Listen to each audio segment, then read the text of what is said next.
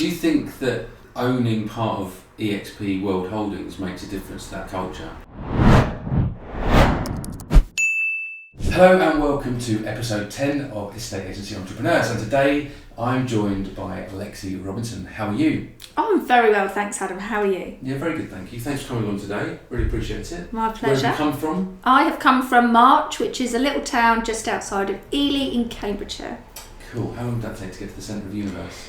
It took me about an hour and a half to get to the centre of the universe today, so not too bad at all. Good, well glad you can make it. So let's go back, and the format of these is fairly familiar with those listeners who've listened to the last 9 episodes, and I think they're really cool to find out your background and your journey into estate agency when you first started out.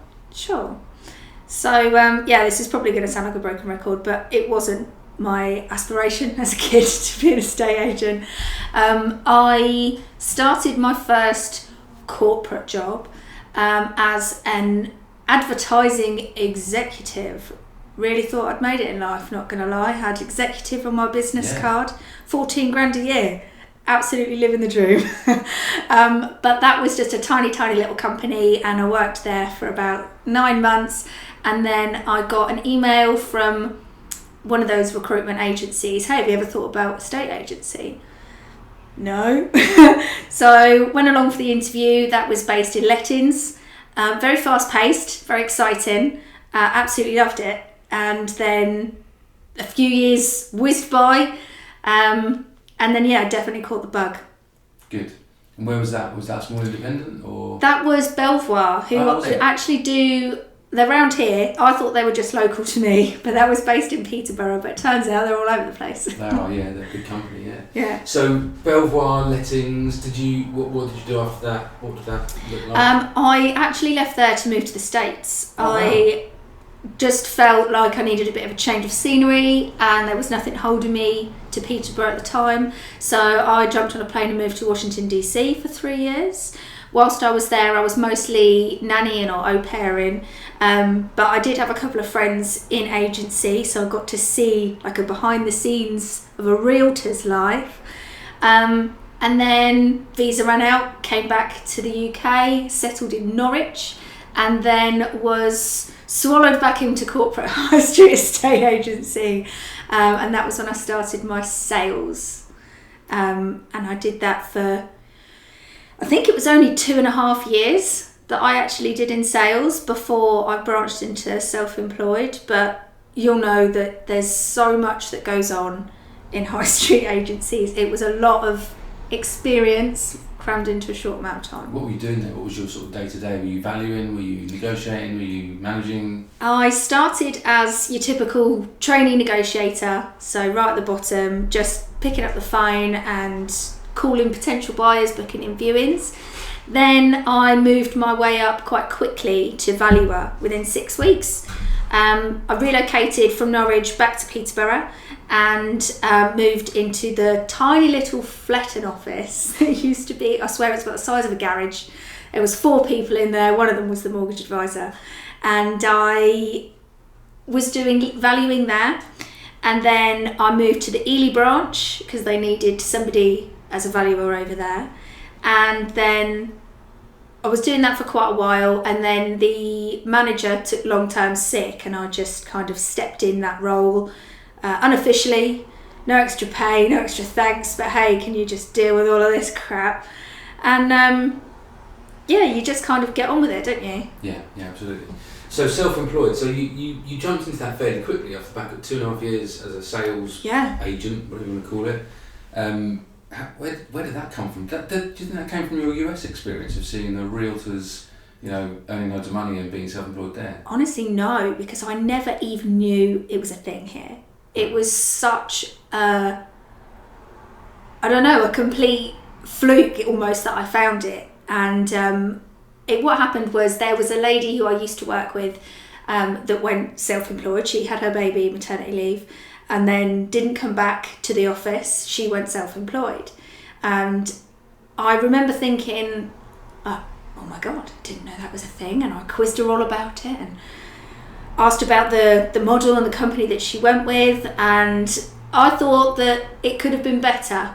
So I did a little bit of research. In what respect? What the model sheet told you thought there could be better out there? Yeah. Right. She started out on a 50-50 split, and there was a reasonable amount of admin support, but it was quite a new company. So I thought, well, it's definitely got my mind ticking. I'm thinking about it now.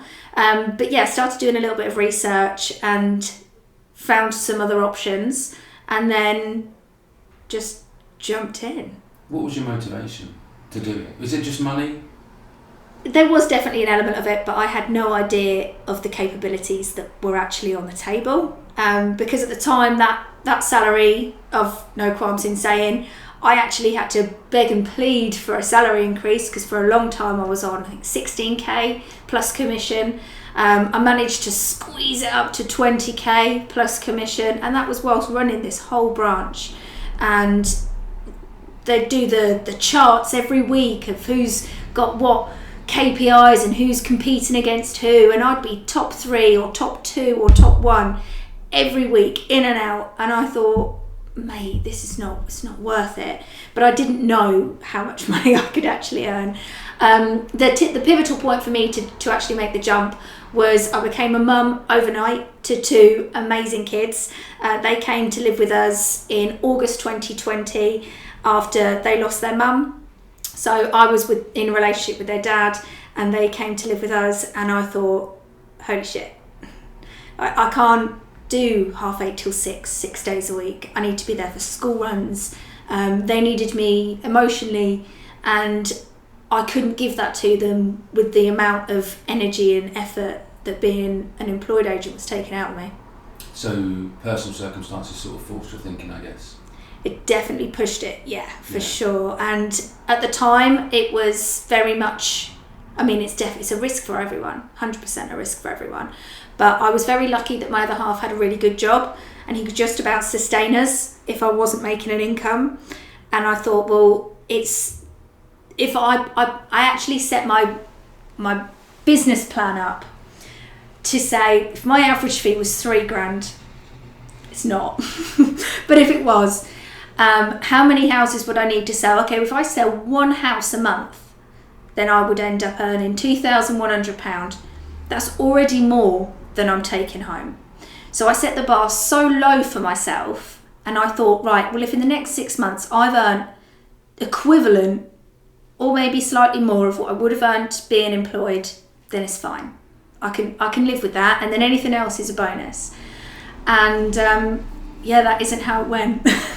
Right. COVID was great. We'll come on to that. So how did your friends and family? I'm always intrigued, because it's such a big blocker for people to do this, is having friends and family that are supportive. Because I think there's a lot of people that whispering in someone's ear saying you shouldn't do it, you shouldn't do it, you shouldn't do it. And ironically, a lot of people that sit here say, yeah, my partner was really supportive.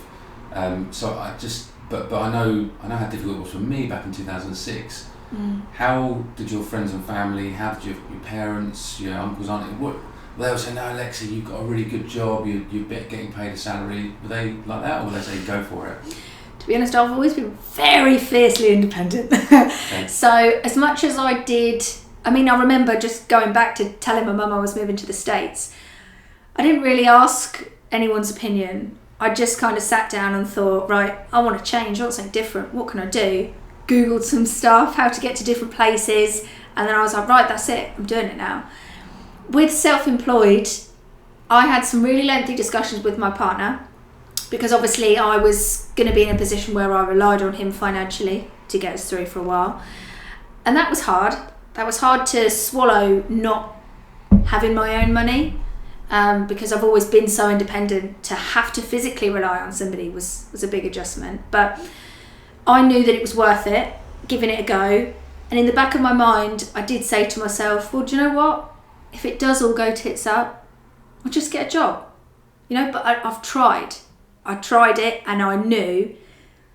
But also, it wasn't really an option to fail. I definitely let some ego slip in. People were watching me. All my ex-employees, not employees, but colleagues, would watch my Facebook, and I was like, well, I can't possibly fail, because people are watching. So that was what drove you. So just going back, I might be digging into your deep, dark, history and past of being a 6-year-old girl, for example. But where does that independence come from? Is that something you've learned, or you born with that, or is that a mindset thing that you focus on just doing stuff? Oh yeah, it's counselling this, isn't it?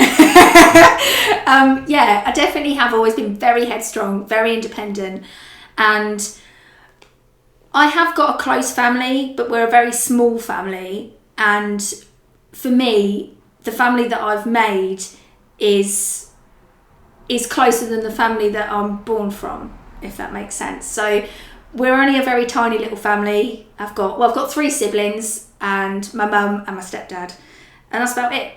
So it's always kind of been, what do you see for yourself? And no one in my family's ever really gone to university. No one's ever really taken huge big risks or leaps of faith. It's always just kind of comfortable. I mean, don't get me wrong, my brother and sister definitely have ambition, and I can't wait to see where it takes them. I might even employ my sister one day, because I can definitely see the drive in her. I don't think my brother would want to be an estate agent. But yeah, it's definitely come from, I want to build a life and give to my kids something amazing. So that's your why? Yeah. The kids? Yeah. So I think you have to have a why, don't you? That's what helps you. You definitely have got to have a why, and it's definitely, what can I give to them? What can I create for them? And my other half wants to retire early and start golfing around the world, so I've got to pay for that as well. Oh God. He's relying on you to pay for that. Yeah, good. I think having a why is really, really important.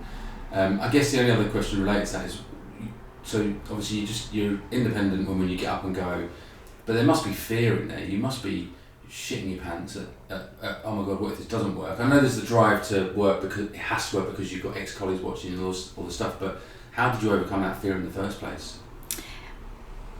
I don't know, to be honest. It was just a simple matter of putting one foot in front of the other at first. When I very first started, it was like, right, you know how to go and get listings. You've been doing it for a while now, so just go and door knock. Just do it. And that was, in my diary, it would be write letters, go and door knock 5 doors, or 10 doors, 15 doors. And I'd write the addresses down, and it would just be a matter of get in the car, drive to the place, knock on the door, and it was one action at a time. It wasn't an option to, you can't not do it, because if you don't do anything, nothing happens. Yeah. And in the back of my head, it was, I'd worked out in my head that I had 5 months of being able to not earn any money before it started to get really squeaky bum time. Yeah. It wasn't. It actually worked out that it was fine. And luckily I did have my first paycheck just over 6 months, I think 6 months and a week after I started.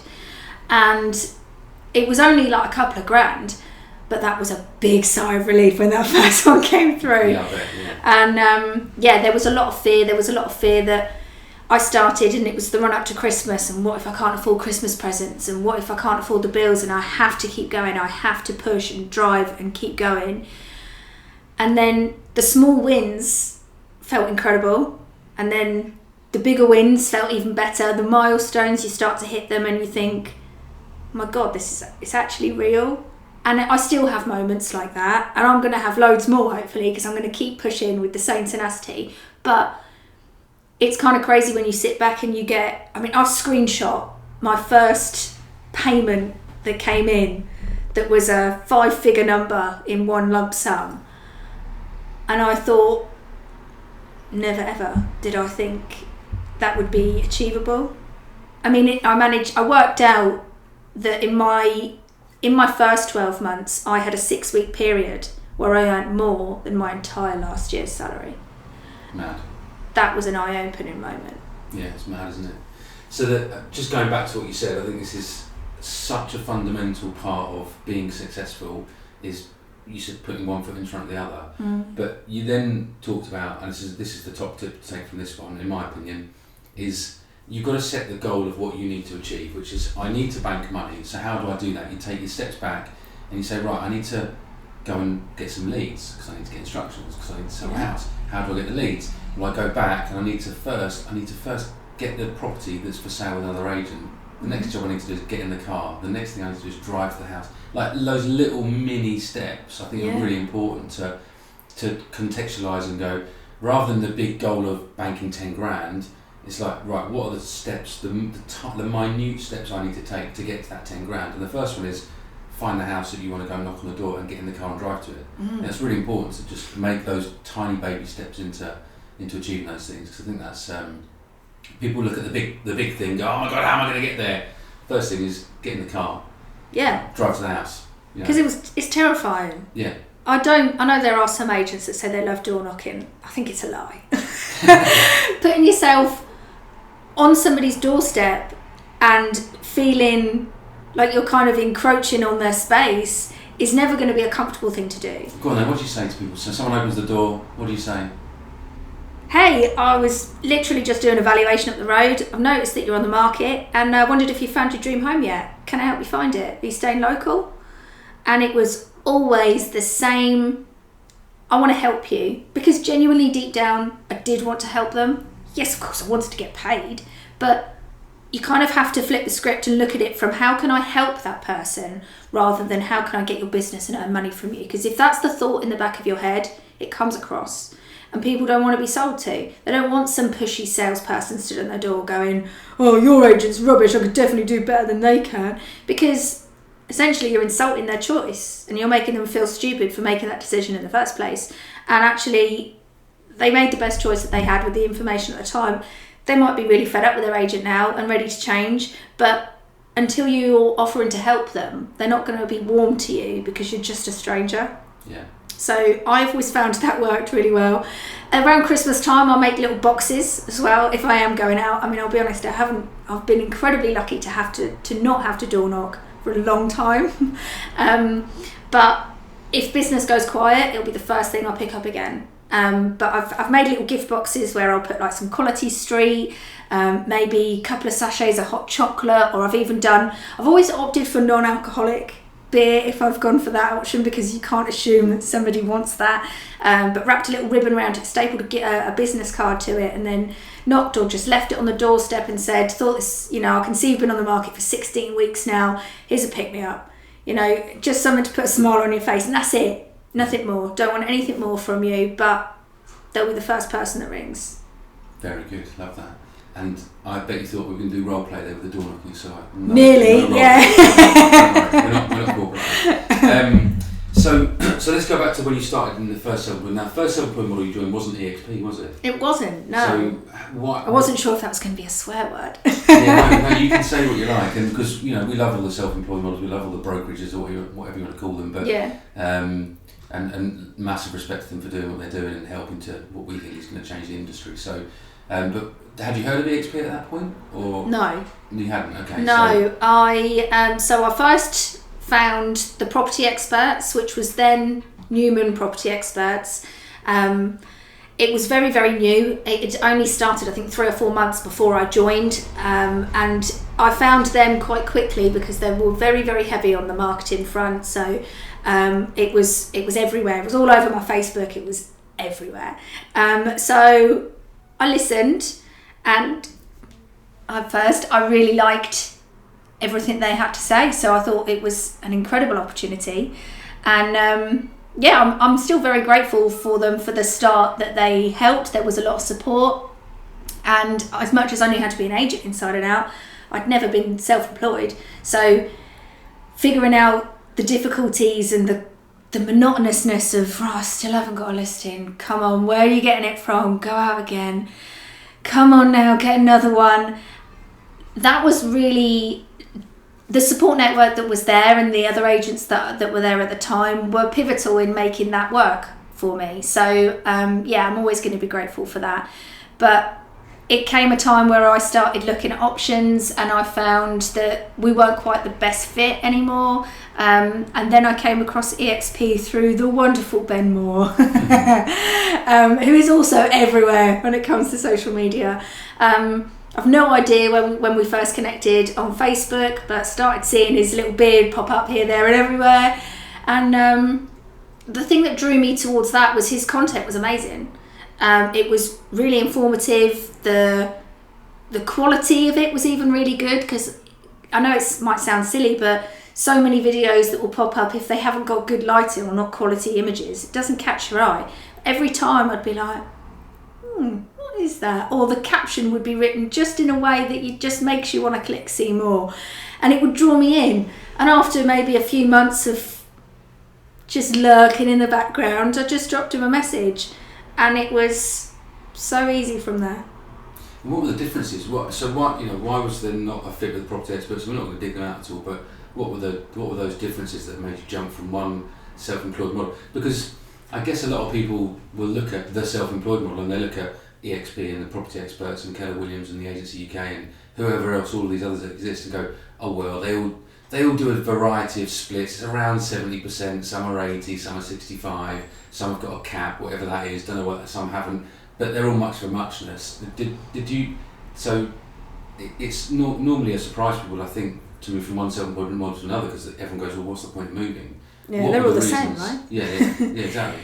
I think there was definitely a couple of reasons, but there was a lot fewer agents at the property experts. There was only about 45 agents, which, I mean, it's not terrible, but it was still very new.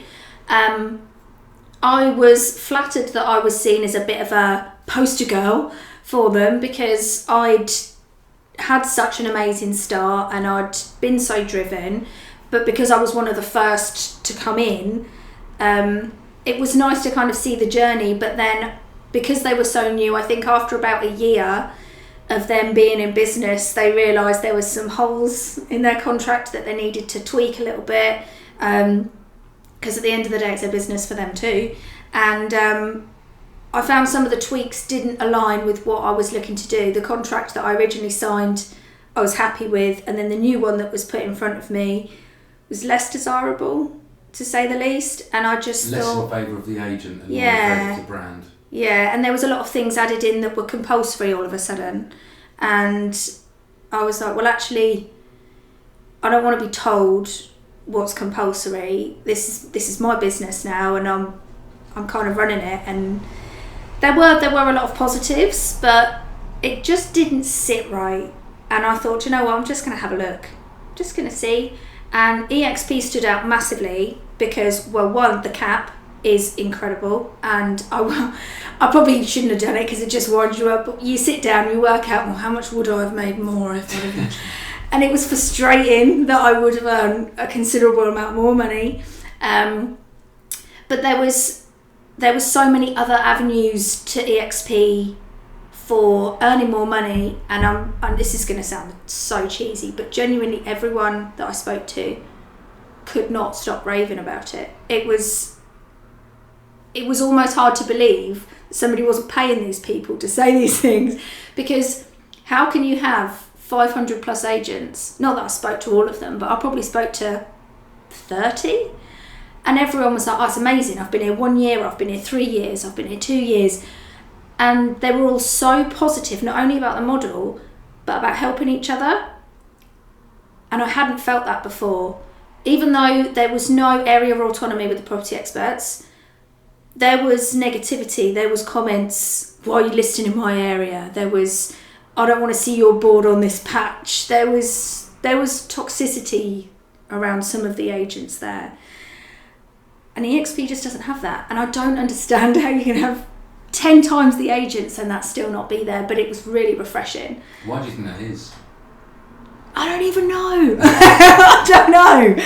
But there's just so much that EXP puts on the table, and I thought, I really want to be a part of that. I want to be the positivity. I want to be the, I'll help and I'll refer. I mean, I've had an agent referral that I'm lining up this afternoon to send to an agent that's in Peterborough, and I'm really happy to do it because, one, I want to see them win, and two, I'm going to win off it too because there is a referral fee. But it's all about, I know that if I refer to another agent that's with EXP rather than a high street agent, I know they're going to be looked after, because I know what it means to be sat in that seat as the agent that's self-employed and how much it means to a small business. So I know that they'll look after them, and that's really important, because I want to know that then the client is taken care of. They haven't come to me and I've palmed them off to somebody.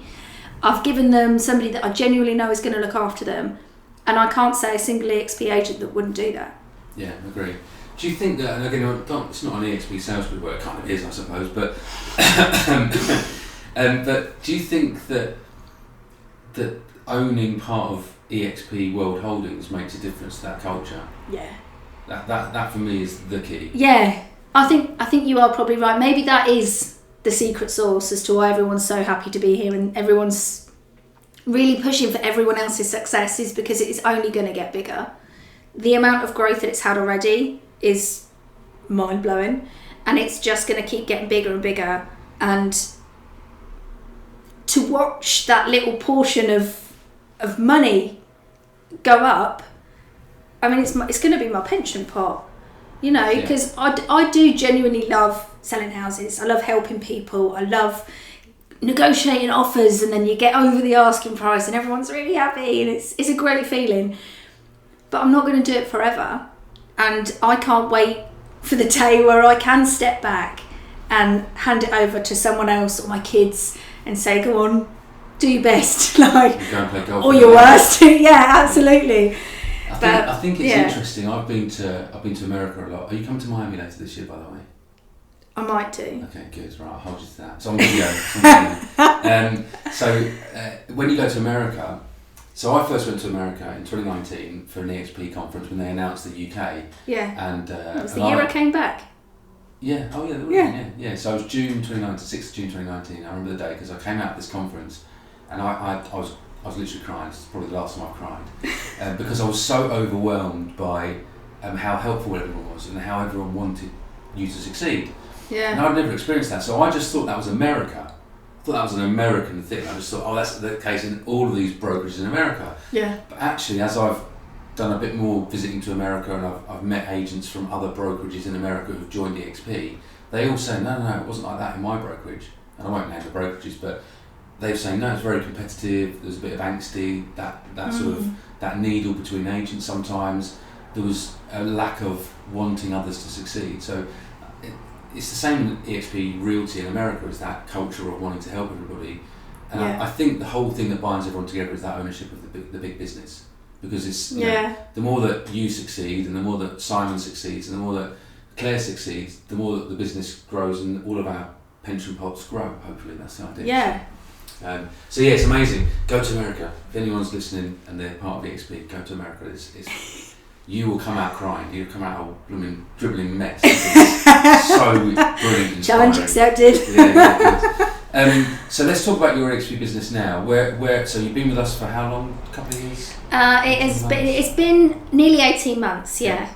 In fact, not even 15. Okay. And did you bring stuff over from your old from that wasn't allowed? No. So you had to start from scratch. I mean, I did look after myself. When the new contract was put in front of me, I negotiated my terms so that I wouldn't lose my pipeline. Okay. I didn't realise how common that was in other brokerages, self-employed models, that when you sign up with them, everything you list with them, anything that's exchanged but not yet completed, if you want to part ways with them, you kiss it goodbye. And there was a huge amount of money in that pot that I'd worked so hard to get, and I wasn't prepared to walk away from it. So I did time it not only with having my babies, but I also timed it with the contract signing. So I said, okay, I'll sign your contract, but add in that I get to take my stuff with me that I've worked for. I said, I'll pay your share, that's fair, but I want my cut that I've Did your instructions come with you? Yes, but only because I re-signed them up. So which is allowed, right? So that's fine. They're your instructions, really. Yeah. So you kind of came in with a bit of a head start, I suppose. I had 2. Oh, you had 2. Okay, so you just have to build it up from there. Yeah. So where are you at now? What sort of money have you been seeing over the last 15 months with EXP? Obviously, the first 5 months was probably a big fat zero. It was very low for a while, but actually my start with EXP was a lot slower because I came into EXP in May of 2024. That was officially the 1st of May was my first day. 2023. Yeah. But I'd literally had my son in January of 2023. Okay. So I'd purposely, as I was leaving the property experts, I chose not to instruct any more properties from when I was like 6 months pregnant onwards. So I wound down that pipeline massively. And then I decided that when I started again, because I had my little baby and I wanted to be present and I wanted the flexibility of time, which being self-employed would allow me to do, I would just have one instruction every month for the first 3 months, and then I might up it to couple. And I did stick to that because it was important for me to have that time. So it was a much slower start for probably the first, I don't know, maybe 8-9 months even. There wasn't much going on, but since then it has taken off because the work that I've then been doing in that run up starts to pay off. So it's very comfortable, but the sky's the limit. I'm definitely not done. It's fascinating that you can just turn the tap off to have baby and be present and look after little. But I just find it fascinating that you can turn it off, and then when you decide, you can turn it back on. It just goes to show how easy estate agency is really. It's hard work. It is. But it's really simple. Yeah. Follow the process. Go in, get in the car, drive to the house. All those things. It's such an easy, simple task to lead you, and there's a lot of people that make a big deal of it, and I understand it's stressful and I understand that people worry about it, but it's just fascinating to see that you've been able to dial it down and do very little, and then when you've decided on your terms, you go, right, I'm going to dial it up now. Yeah. So what does that look like now in terms of sale? What's your pipeline? My pipeline as it stands, I've just had 2 exchanges go through, so I'm now sat at 51,000 in my pipeline. But it was 67 a couple of weeks ago. No, that's a killer, isn't it? It is annoying. It means that money's coming now. Yeah. But yeah, it's now sat at 51, and it's bonkers to see money like that. That's double what I was earning before I was self-employed. Just in your pipeline. Just in my pipeline. Yeah. And if you maintain that pipeline, turn it 3.5 times in a year. Yeah. It's 175,000. We'll take out 24 grand. Yeah. The rest is not in your pocket because you've got a tax man to pay and stuff. But don't we love him? But and you're sitting there telling me you were struggling to get 20 grand a year out of someone 6-7 years ago. Yeah. And now there's an opportunity to be doing. It wasn't even that. That was the very start of 2020.